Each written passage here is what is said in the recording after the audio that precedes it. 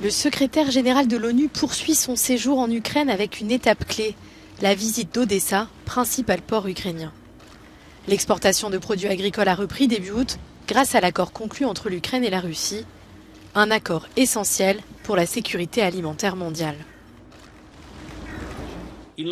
En moins d'un mois, 25 bateaux sont partis d'Odessa et d'autres ports ukrainiens, chargés de céréales et d'autres denrées alimentaires.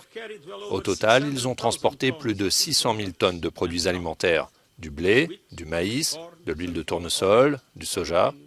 Mais pour le patron de l'ONU, le rythme des transferts reste insuffisant. Alors que l'activité reprend ici, j'en appelle à la solidarité des pays riches pour qu'ils ouvrent leur portefeuille et leur cœur.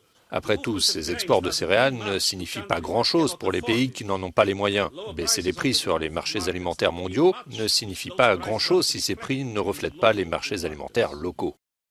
Pour augmenter la cadence des exportations, la question de la voie maritime reste cruciale. Les céréales ukrainiennes sont également acheminées par train vers la Pologne et la Roumanie, mais les volumes sont nettement inférieurs.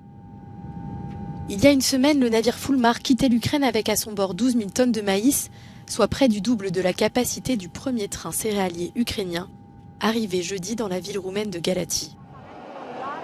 Le blocage d'immenses quantités de céréales en Ukraine depuis le 24 février a provoqué une crise alimentaire mondiale.